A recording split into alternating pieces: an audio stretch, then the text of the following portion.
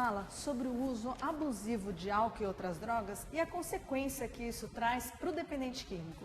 Mas o que acontece é que os familiares também sofrem com isso. E tem um nome, é a codependência. Para falar sobre a codependência com a gente, está aqui a Romina Miranda. Ela é jornalista, escritora, especialista em dependência química, formada pela Unifesp. E explica pra gente, Romina, a codependência também é uma doença? O que é isso? A codependência é um transtorno, ainda não reconhecido como doença, mas que pode levar a doenças como depressão, síndrome do pânico, transtorno de ansiedade ou até mesmo ajudar a manifestar as doenças físicas se não for tratado esse transtorno. Porque ele traz uma série de comportamentos na vida desse familiar que, se não tratados, se não solucionados, podem sim levar a doenças. E como que isso se desenvolve numa família de um dependente químico?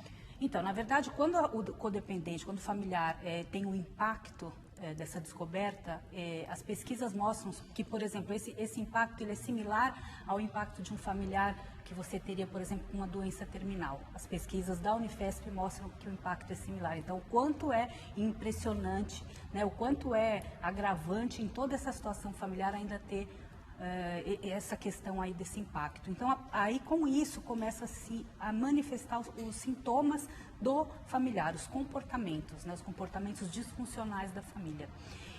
O familiar passa a ter negação em relação a tudo isso, ele tem vergonha de manifestar essa situação, então com isso ele não vai buscar ajuda. E o que acontece? Essa negação e essa vergonha vão fazer com que a dependência química vá ganhando mais tempo para ir se instalando no familiar.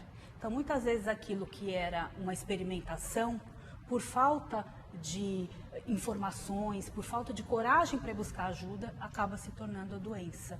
Então, aí já começa aí o primeiro grande problema da dependência, da codependência, que é a negação, já facilitando o desenvolvimento da dependência química. E depois vem os comportamentos facilitadores de outras formas, né, que a própria culpa faz com que a família fique paralisada e não consiga tomar as atitudes necessárias que são para que o dependente possa mudar de comportamento também. E essas são algumas das questões aí iniciais, né? Quando o dependente químico percebe que a família está amarrada de uma certa maneira, através da codependência, ele, de uma certa maneira, ele abusa disso para continuar a dependência dele? Uma das características, né, da dependência química é a manipulação. Então, a partir do momento que ele já sabe como aquela família funciona e ela vem funcionando de uma maneira facilitadora, ele já sabe como ele pode agir. Ele sabe que sempre é aquela fala, né, da próxima vez, e a próxima vez nunca chega. Então, ele sabe como manipular. E a família não muda aquele sistema, ela fica naquela disfunção para manter aquilo do jeito que está, porque é o jeito que ela conhece, é o jeito que ela sabe lidar. E muitas vezes é até estranho dizer, mas às vezes a família não sabe lidar com a situação resolvida. Então ela fica mantendo a situação ruim porque é a única maneira que ela sabe lidar com o problema, né? Então, para que ela se liberte desse ciclo vicioso e possa ajudar o seu dependente químico, o seu ente dependente químico, ela tem que passar por um tratamento, por alguma orientação. Exato, no mínimo por uma orientação. E nessa orientação, o principal é ela perceber que tem que haver uma quebra desse ciclo, né, desse círculo vicioso que se formou. Então, muitas vezes até, por exemplo, em princípio de amor exigente, fala-se em crise, né? Se não houver essa crise que vai fazer com que as coisas mudem, com que esse sistema seja quebrado e modificado, as coisas vão continuar sempre do mesmo jeito. Então, a família precisa se empoderar das ferramentas que vai fazer com que ela tenha coragem de dizer não, com que ela tenha coragem de tomar atitudes que ela não tomaria antes, mas que ela vai ser obrigada a tomar. E que dói muitas vezes. Muitas vezes. A família, normalmente, quando ela já tem essa doença na família, que a dependência química aparece, é porque, de alguma maneira, a família não tem culpa, mas ela tem corresponsabilidade. Então, ela já proporcionou um ambiente para aquela doença, para que a dependência se manifestasse. Então, ela já tem comportamentos facilitadores. A dificuldade em falar não já veio desde cedo, aquele comportamento já está enraizado na família. Então a família vai ter que reaprender, na verdade, aprender mesmo a dizer não. Então é muito, muito difícil mesmo. Mas quando eles começam a perceber que às vezes num pequeno não, o familiar já começa a modificar comportamentos e começa a ter atitudes diferenciadas, aí ele vai ficando mais forte, mais empoderado, e aí sim a gente consegue as mudanças necessárias, às vezes, para o próprio familiar pedir ajuda e não precisar ser, por exemplo, internado involuntariamente. Esse é o nosso grande objetivo, né? Fazer com que o próprio sistema se modifique de forma a não precisar chegar a esse ponto. Como sensibilizar um familiar de que você precisa de ajuda, o doente também é você? Então, na verdade, esse é o grande desafio, né? Porque a maioria deles chegam para nós com a questão: o problema é ele, não sou eu. Quem precisa de tratamento é ele, não sou eu. Não preciso de grupo, não preciso de nada, né? Então é muito difícil realmente fazer com que eles fiquem conosco, muitas vezes quando ainda assim o familiar, o dependente não quer ficar, e a gente ainda precisa que eles fiquem para tentar modificar o sistema. Então o que a gente procura fazer para sensibilizar? Mostrar quais foram os comportamentos familiares que podem ter levado ao surgimento daquela questão.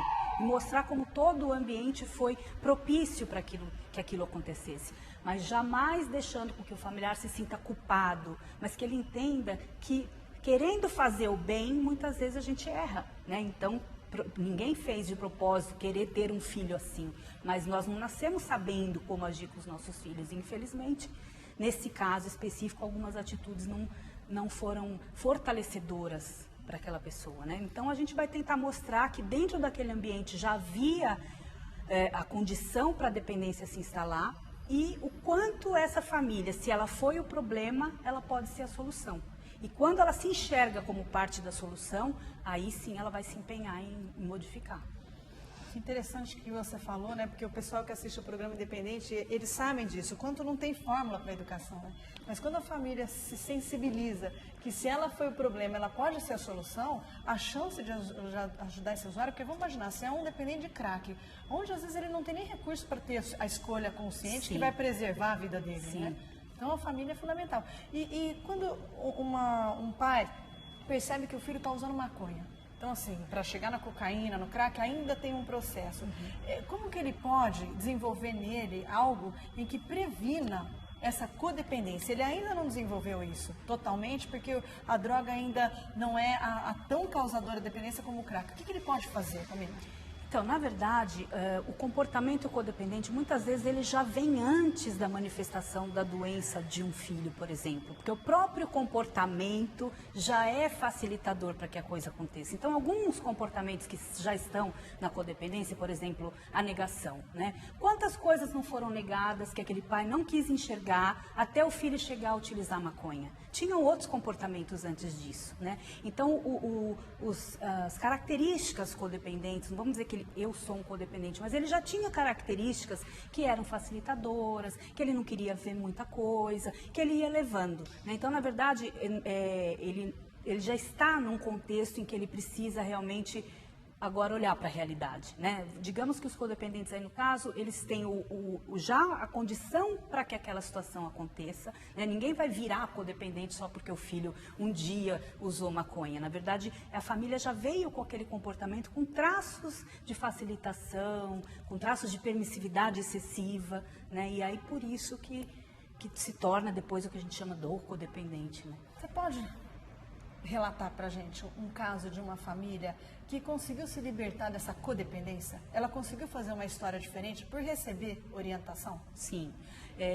Hoje, de uma forma assim, muito feliz, né? Eu posso dizer que a gente conhece vários casos, pelo fato de estarmos aí próximos a grupos de apoio como o Amor Exigente, de estarmos aí no programa Recomeço Família, de estarmos em contato com essas atividades de orientação. E aí sim a gente sabe que tem sim condições de se modificar tudo, né?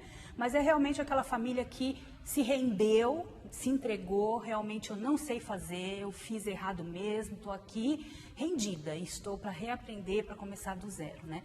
E a partir daquele momento ela vai desconstruir todas as crenças que ela achava que eram certas e passar a construir aquelas que realmente vão funcionar. E conseguem sim passar a ter novos comportamentos, a construir coisas diferentes, né?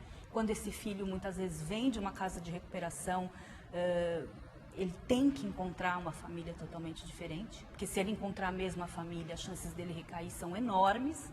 Infelizmente, a gente vê casos, às vezes, que para ficar sóbrio, se a família não se tratar, o dependente precisa ficar longe da família. Então, quer dizer, o quanto a família influencia. Mas a gente tem, sim, casos de famílias que conseguiram reverter tudo isso e hoje tem aí e continuam aí na batalha até de levar a mensagem adiante para prevenir que isso aconteça com outras famílias. Que bonito. Ouvindo a sua resposta me faz ter certeza que a humildade, né? Você ser humilde e reconhecer que talvez como familiar você não é o culpado, mas você é sim responsável pela educação do seu filho, possa te ajudar a ver a luz no final do túnel, né? Romina, muito obrigada pela sua participação no programa Independente. E a você que nos assistiu também, muito obrigada pela sua participação. Eu te espero a semana que vem. Até lá!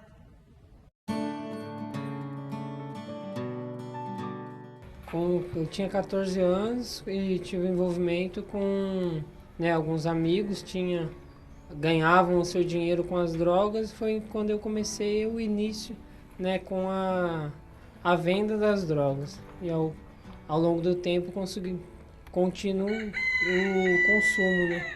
Aí foi onde que eu me agravei, comecei com a maconha, depois com a cocaína, o crack. O teu interesse inicial, então, não era fazer uso, o que você queria era fazer a venda? Sim, de início era algo só momentâneo para ganhar dinheiro, mas ao longo do tempo eu vou experimentei e cada vez me afundei mais. E quando que você está em recuperação há quanto tempo e quando que você decidiu buscar ajuda? Eu estou em recuperação há 6 meses, hoje faz 6 meses limpos, mas quando eu busquei recuperação e o porquê busquei foi quando eu morei na rua, cheguei a morar na rua, abandonei minha casa, abandonei meu emprego, minha namorada, e foi onde que eu fiquei morando 2 meses na rua. Aí foi onde que um dia desses eu decidi, eu tenho que me internar, senão eu vou acabar morrendo nessa vida. Você lembra de uma história que te marcou muito na sua época de dependência? Sim, um dos dias que eu quase morri queimado numa telha de brasilite. A pessoa ia atacar fogo em mim pelo fato do meu uso, de ter a substância, e a pessoa não ter, por eu ter, ela ia me levar a óbito. E quando você decidiu um tratamento, como que você foi buscar ajuda? Sua família se envolveu ou você sozinho decidiu? Não, eu mesmo morando na rua, eu mesmo fui atrás dos exames, eu fui atrás do cartão recomeço, né, que é pelo estado. Eu mesmo morando na rua fui atrás dos exames, fiz os exames e vim atrás da recuperação, eu mesmo. O que você quer fazer na vida?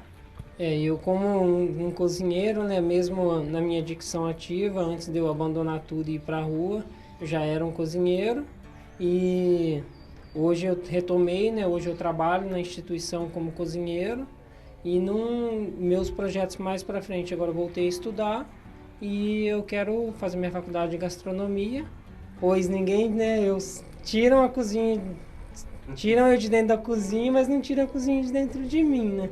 Mas, porém, eu quero me formar chefe, quero ser um chefe de cozinha e atuar na minha área aí. E eu queria que você deixasse, só olhando para a câmera, deixasse uma mensagem para as pessoas que fazem uso de drogas e querem se recuperar. Aqueles que querem realmente buscar ajuda, sempre tem aquelas pessoas que acreditam em nós. E se você quiser, procura aquela pessoa que te ama, a sua família, amigos, independente qual seja, mas aquela pessoa que quer te ajudar.